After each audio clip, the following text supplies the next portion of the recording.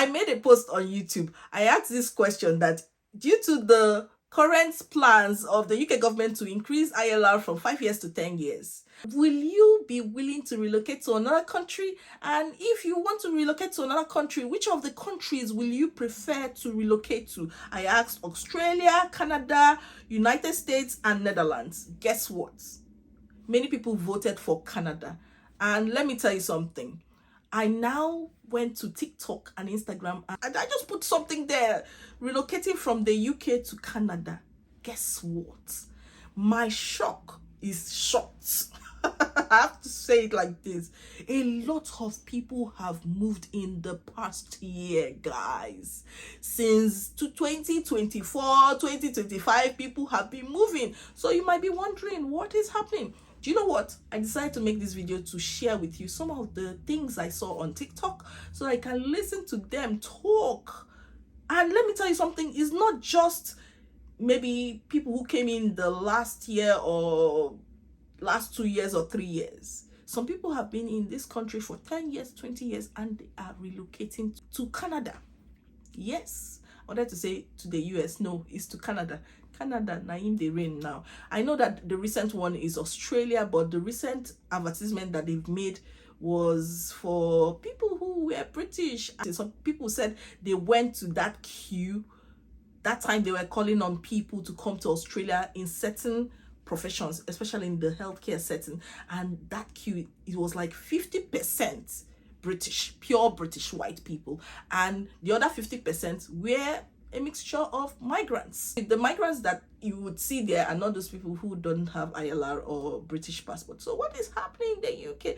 Let's just have this gist and discuss what is happening in the UK. I'll share with you some of the posts I saw on TikTok. Let this video serve as a motivation, not pressure to you, for you to sit down and weigh your options. What can I do to make sure that this plan B actually works? What is Canada looking for, and how can I provide these things for Canada?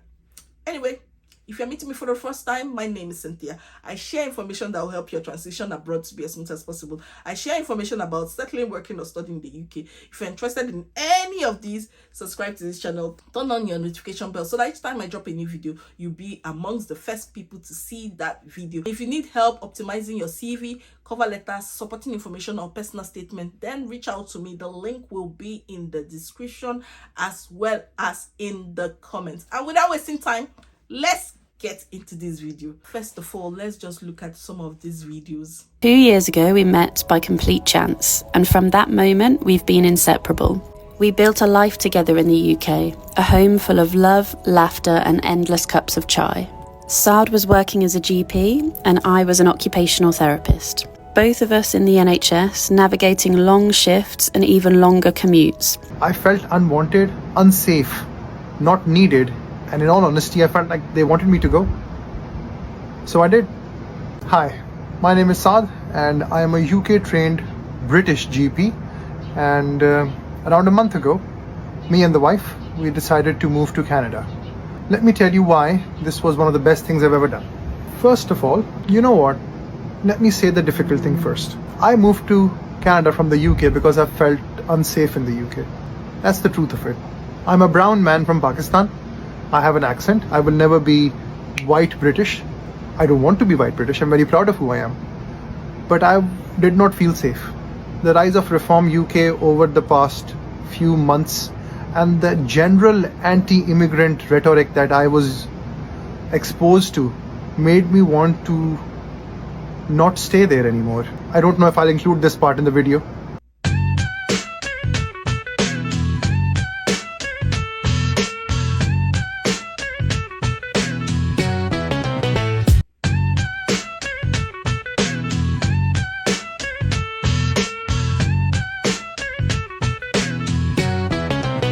They said you cannot climb the steps that scream so tall, but Cynthia Academy's got room for us all. Graffiti dreams on the walls in the shade. How much it cost me to get my permanent residency in Canada? One, the IELTS. If you are in the UK, the IELTS costs between £215 to £250. If you're in Nigeria, it costs about 233k to 285k.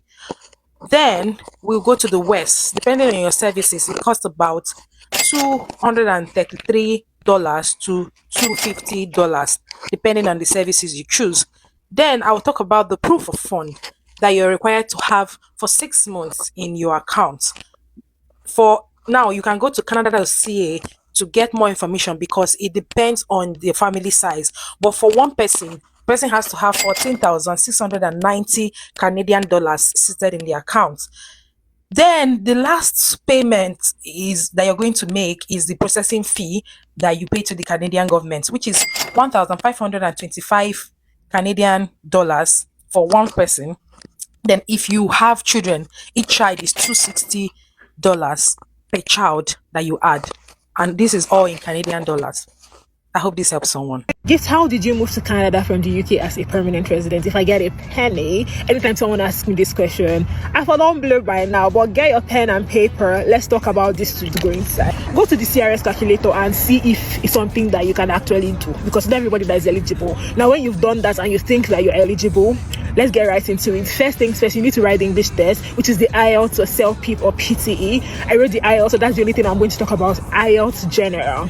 When you write your IELTS, you need to get 8.5 in your listening, 8 in your reading, 7.5 in your speaking and writing to max out the IELTS. When you have that, your IELTS General, you keep it aside. You evaluate your academic credentials. So if you have a master's degree, evaluate that. I use WES, which is the World Education Service Canada, to evaluate mine. So they evaluate it in line with what is equivalent. What is the equivalence in Canadian education system? Do you understand? If you have a PhD, you get more points than someone that has a master. Someone that has a master's, you get more points than someone that has a bachelor's degree. Someone that has an OND and HND will get more points than someone that just has a bachelor's degree. Now, when you have that, if you're less than 30, you get the maximum points for the age. If you're more than 30, you start to lose 5 points after every birthday. Let's move to the next one, which is job experience. You need to get the maximum point because the scores are so high now. You need at least 3 years of work experience. Now, there's something called the category-based draws where they focus on specific career paths. If you have 6 months, at least 6 months in any of these career paths, you can get invited during the category-based draw. Do you understand? These career paths are healthcare, tech, agri, trade, French, and now they added education. In education, they added secondary school teachers. So if you have experience in this, I had 6 months plus experience in healthcare and over 3 years of experience in marketing and advertising and PR. When you sum that up, it will give you 3 years plus of experience. So I had a master's degree. I was also less than 30. I still am not up to 30 years old. I also wrote my English test, and like I've said time and time again, I had 9 in my listening, 8.5 in my reading. Listening carries the highest score, followed by reading. So to max out your IELTS as much as you can, when you have these things, your English test, your academic credentials evaluated, you have your work experience down, you enter the Express Entry Pool, the Canada Express Entry Pool. You go and type Express Entry Pool, enter there and create a profile. So they'll ask you a whole lot of things. If you're married and all of that, your educational qualification, you fill everything.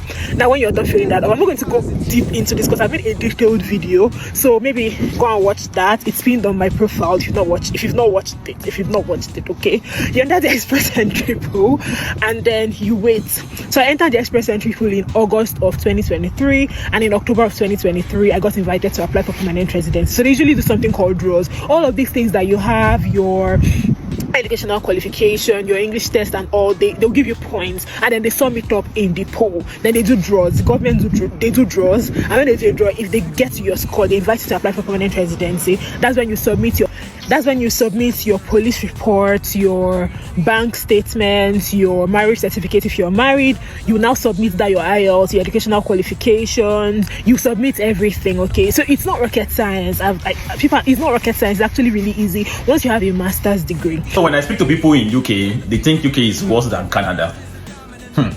Let's really break down and compare the two countries. In 2025, one thing is for sure, these two countries they vex.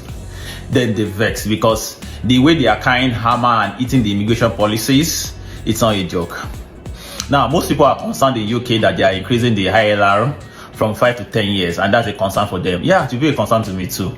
Because how will you tell me that I have to be in this country and work for 5 or 10 years before I can get my ILR, which is permanent residency in our home place here?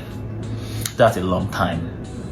Also, the visa sponsorship that people used to come in for support or care job is now being cancelled and replaced with RKF6. I don't even know what that is, but I just know that it's for people that have specialized skills and that they can enjoy visa sponsorship.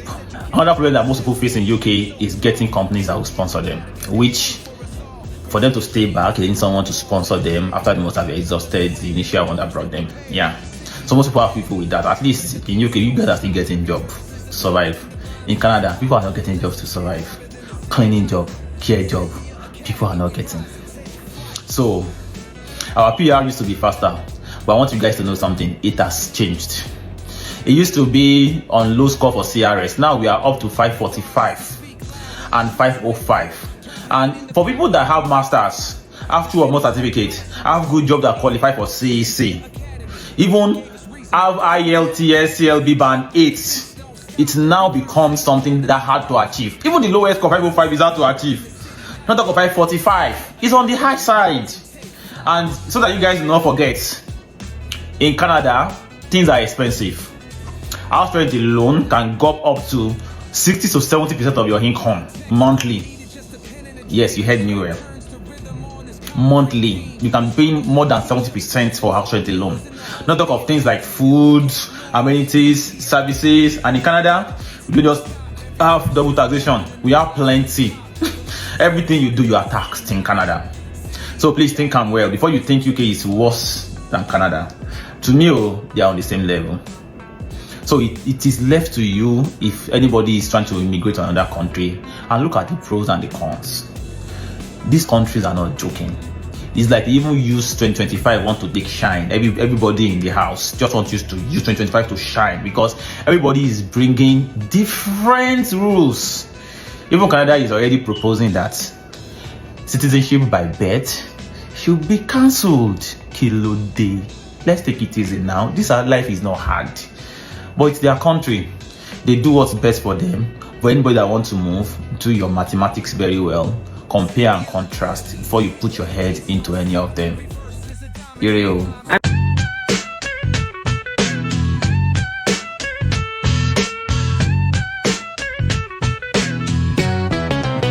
They said you cannot climb the steps that scream so tall, but Cynthia Academy's got room for us all. Graffiti dreams on the walls in the shade, built from the sweat and the dues that we paid.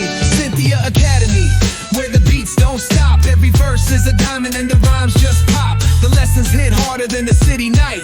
Cynthia Academy, we rise and take flight.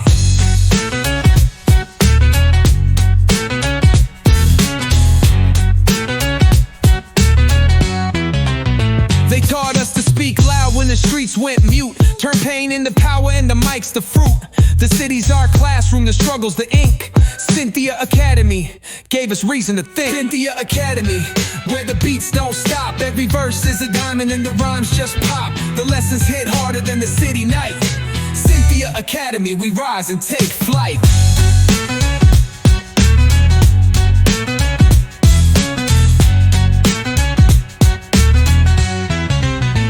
No textbook needed, just a pen and a dream. Hi, I'm Gav, and this is our home before we said goodbye to it and moved to Canada 2 whole weeks ago. We had the difficult decision of whether or not to sell or rent it out temporarily, so we decided to finally do the housework we've been putting off for 3 years and rent it out because we didn't really know our long-term commitments, and selling felt honestly a lot scarier as we weren't 100% that it was going to work out for us, and the anxious voice in my head told me that I needed somewhere to come back to if it didn't. It was really sad to see it so empty, and to get it ready for someone else is a really weird feeling. We've only been homeowners for 3 years, and this is where we built our lives, but honestly it got to a point where we were just itching to travel and needed a big change. So we saw the Timmy's being built at the end of our road, some weird subliminal sign that we need to just do it. So that's exactly what we're doing. Just us, 2 23 kg suitcases and a one-way to Toronto. This is not just the unfavorable immigration policies that are pushing people to leave the UK. It's also the fact that millionaires are leaving the UK. Yes, they are. In fact, let me show you this statistic. It says that 16,500 millionaires have left the UK. That is shocking. That is really, really shocking. And if you go online and follow millionaires on social media, you will see some of them complaining that if the government increases taxes on rich people, they are going to leave for Dubai. So the reason why they are moving, most of them say, is because of the taxes are very, very harsh on them. And let me tell you something, when millionaires move, they move with their businesses. A lot of people lose jobs because they are the ones that are entrepreneurs. They're able to employ as many people as possible. They have industries, they have businesses. So when they move with their money. They move with a lot of things, and many factories, organizations, and businesses get shut down, and it's not a good sign on the UK. Now, I was talking about Canada, guys. Let's talk about Canada. Why are people moving to Canada? Some people say that it is this instant PR, and even if you want to get your PR, just 2 years, 3 years, you've gotten it. Some people say it's because of this child care friendly environment where it doesn't cost so much. Though some people say that in Canada it's harder to get jobs compared to the situation in the UK, according to some people. Some people also say that when they are in Canada, they experience this type of peace. The houses are bigger, the cars are bigger. Though some people also say that Canada is more expensive than the UK. What do you think? Do you have friends in Canada? I have a brother in Canada, and I've had so many discussions with him. I feel there are pros and cons of relocating either way. So before you do that, just do your due diligence, calculate everything that is required. If getting your permanent residence is important, just go ahead with it. Another thing is that you need to plan yourself properly. I know of a particular couple that stated the timeline for each of the applications they had, and within a year they were already in Canada. They started it from the time they wrote their IELTS, they did their CRS eligibility calculation, created that express entry profile, did everything, make sure they were able to go on that express entry pool, and till the end of the time when they took off from the UK, it was less than a year. So many people have said that if you are relocating to Canada from Nigeria, it takes longer, 2 years, 3 years longer than if you are relocating to Canada from the UK. Is shorter because they have a consulate here, so it's easier for them to process your visa and go through your documents and verify every single one of them. So what are your thoughts about Canada? Are you considering Canada right now? What are the pros and cons you've heard about Canada? Just write it in comment. Let's discuss, let's interact. What are your plans? Are you considering another country apart from Canada? Is it Australia? Or are you staying here no matter what? Even if they make ILR 10 years, you're going to stay here till the end because you're scared of snow. I'm just saying, I'm just laughing because it's really, really difficult. The pressures of relocating is high. Nobody at home understands it. I'll see you in my next video. Bye-bye.